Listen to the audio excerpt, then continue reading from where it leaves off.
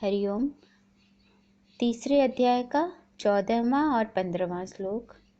अन्नाद् भवन्ति भूतानि पर्जन्यादन्न संभवः यज्ञाद् भवति पर्जन्यो यज्ञः कर्म समुद्भवः। कर्म ब्रह्मोद्भवं विद्धि ब्रह्माक्षर समुद्भवम् तस्मात् सर्वगतं ब्रह्म नित्यं यज्ञे प्रतिष्ठितम्।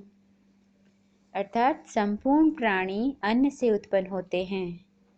अन्न की उत्पत्ति वृष्टि से होती है, वृष्टि यज्ञ से होती है और यज्ञ विहित कर्मों से उत्पन्न होने वाला है।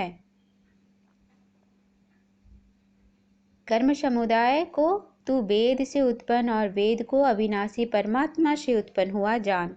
इससे सिद्ध होता है कि सर्वव्यापी परम अक्षर परमात्मा सदा ही यज्ञ में प्रतिष्ठित है। अद्भुत है यह गीता के श्लोक।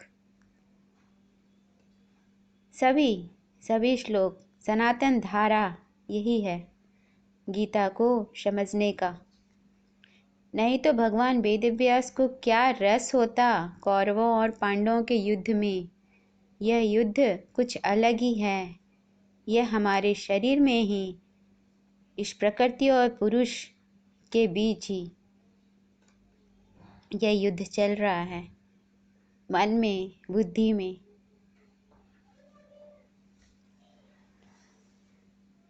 उन विशेष योगियों को पता था जिन्होंने अपने योग में ईश्वर को साधा था। इस ब्रह्मांड में सब कुछ एक दूसरे से जुड़ा हुआ है, कनेक्टेड है, एक संतुलन में है। पूरा ब्रह्मांड अखंड है। इसे खंड खंड में मत विभक्त करिए। यहाँ प्रकृति और पुरुष केवल दो ही हैं, तीसरा और कुछ नहीं है। पुरुष यानी हम सभी की तरह चेतन आत्माएं, चाहे जितनी भी गड़बड़ियां कर देते हैं, लेकिन वो प्रकृति हमें क्षमा करती है। एक हद तक प्रकृति संभालती है। एक हद तक प्रकृति के कार्य में हम सब विक्षेप डालते हैं तो प्रकृति बैलेंस कर लेती है। लेकिन एक हद के बाद जब बात हाथ से बाहर चले जाती है प्रकृति के, तब पूरा का पूरा संहार करने पर प्रकृति उतारू हो जाती है। फिर कहते हैं ईश्वर कुपित हो गया। कोई कुपित नहीं हुआ। हमने प्रकृति के साथ इतना ज़्यादा छेड़छाड़ कर दिया। हमने स्वयं हम की प्रकृति बर्दाश्त नहीं करती और वह संहार करती है। हम संहार को रोक नहीं सकते। हम केवल यज्ञ कर्म ही कर सकते हैं। और यज्ञ नहीं करने से कितनी हानि हो सकती है यह हमें गीता में पता चल रहा है। आप देख रहे हो किस तरह से गीता के श्लोकों में बताया गया है। सृष्टि चक्र को सुरक्षित रखने के लिए किस तरह से यज्ञ की आवश्यकता पड़ती है, उस आवश्यकता का प्रतिपादन करते हुए भगवान यहाँ पर कहते हैं। यहाँ भगवान कितना स्पष्ट बताते हैं कि सभी प्राणी के उत्पत्ति अन्न से होती है, अन्न वृष्टि से होती है। यहाँ प्रकृति की बात चल रही है, वृष्टि यज्ञ से होती है। ये तीनों बातें ध्यान देंगे। सभी प्राणी अन्न से उत्पन्न होते हैं। अन्न वृष्टि से होती है और वृष्टि यज्ञ से, क्योंकि प्रकृति में यज्ञ कर्म चल रहा है। समझ में आ रहा है ना आपको? यज्ञ कर्म का मतलब क्या? सभी निष्काम रूप से, निस्वार्थ भाव से अपने अपने कर्म करते हैं प्रकृति में। जैसे आगे सुन रहे हैं आप, आगे से बादल निष्काम रूप से पानी दे रहे हैं, निष्काम कर्म हो रहा है, राग द्वेष रहित होकर हमारे कल्याण के लिए बरसते हैं बादल। एक तरफ नदियां बहती जा रही हैं समष्टि के कल्याण के लिए, बिना राग द्वेष के सागर से मिलती हैं, क्योंकि जहाँ वह ठहर गई सारी प्रकृति नष्ट हो जाएगी। इसीलिए पूरी समष्टि नदियाँ सागर में जाती हैं। सागर के ऊपर सूर्य का ताप बढ़ता है। सूर्य का ताप बढ़ने से सूर्य का पानी भाप बनकर आकाश में जाता है। आकाश उसे जगह देता है कि उसे भाप में से बादल बन सके।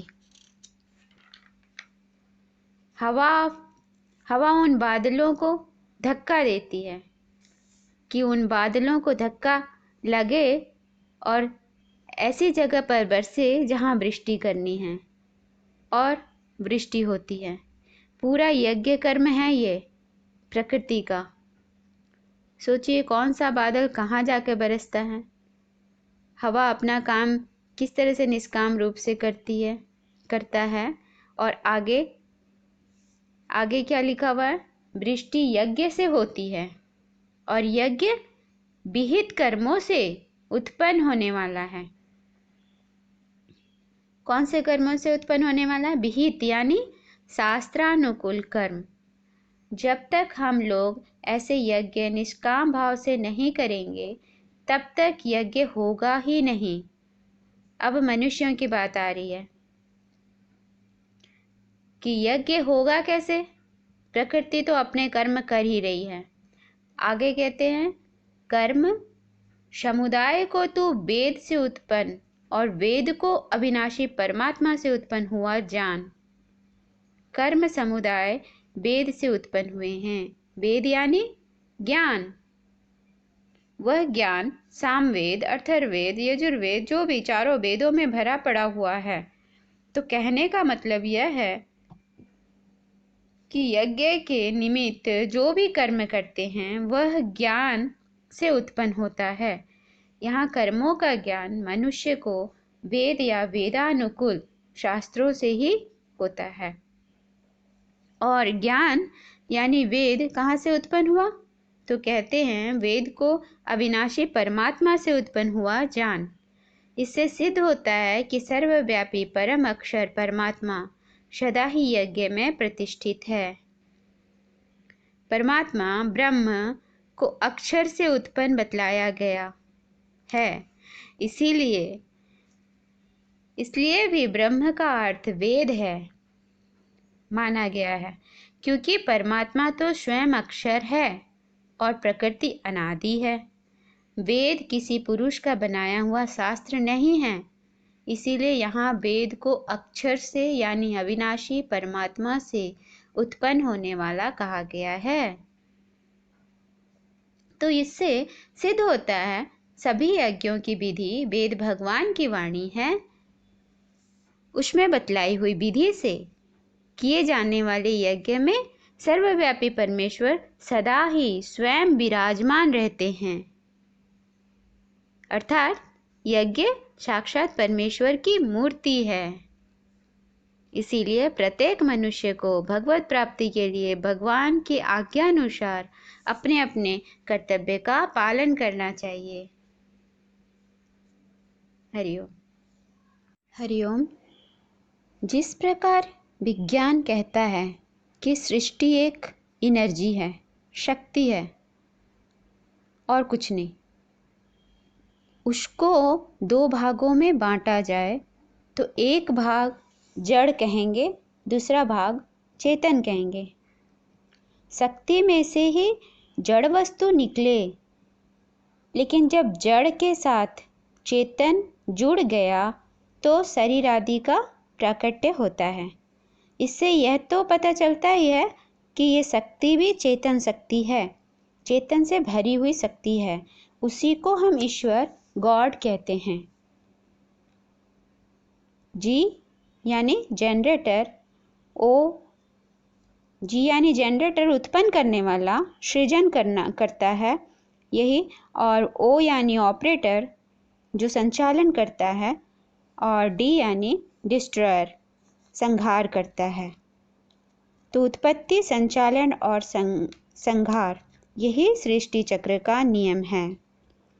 लेकिन यहाँ जब शक्ति दो भागों में विभक्त हो जाती है तब एक भाग को तो जड़ कहते हैं, उसे प्रकृति कहते हैं। जड़ को ही प्रकृति कहते हैं, या अपने अध्यात्म में वेदांत में जाए तो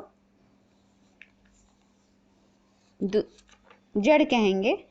लेकिन अगर इधर दूसरा चेतन को देखते हैं, चेतन को हम पुरुष कहते हैं, वेदांत कहें या अध्यात्म कहें।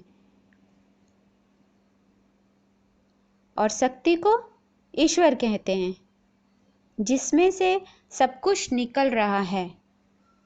सब कुछ यानी हमारे अंदर इतनी शक्ति है कि हम कोई सामान या कोई गाड़ी वगैरह खरीद सकते हैं जो जड़ वस्तु है।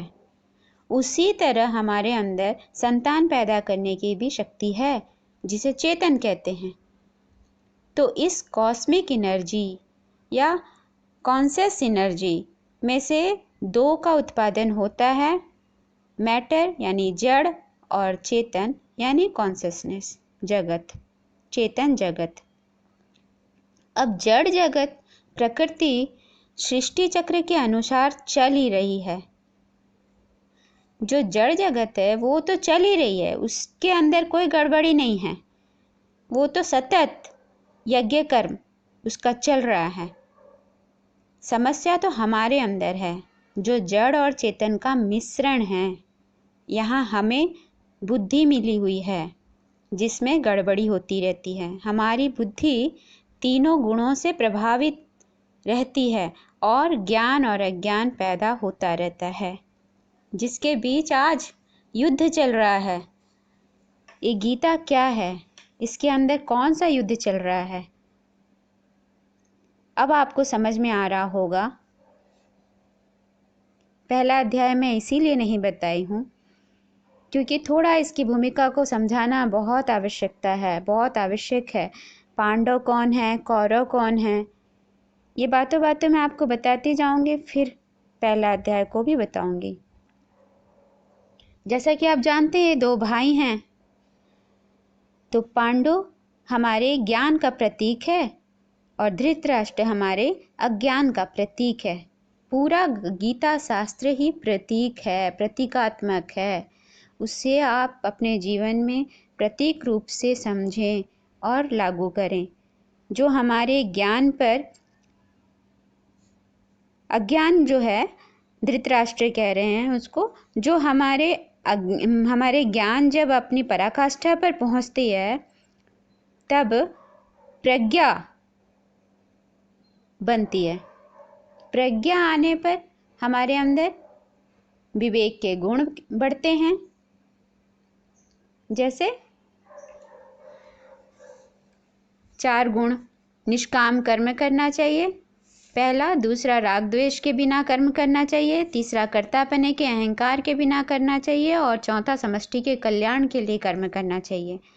प्रज्ञा यानी कुंती, जिसका गठबंधन पांडु यानी ज्ञान के साथ होने के कारण 5 गुण रूपी 5 पांडव की उत्पत्ति होती है। धृतराष्ट्र जो निष्काम कर्म योगी का,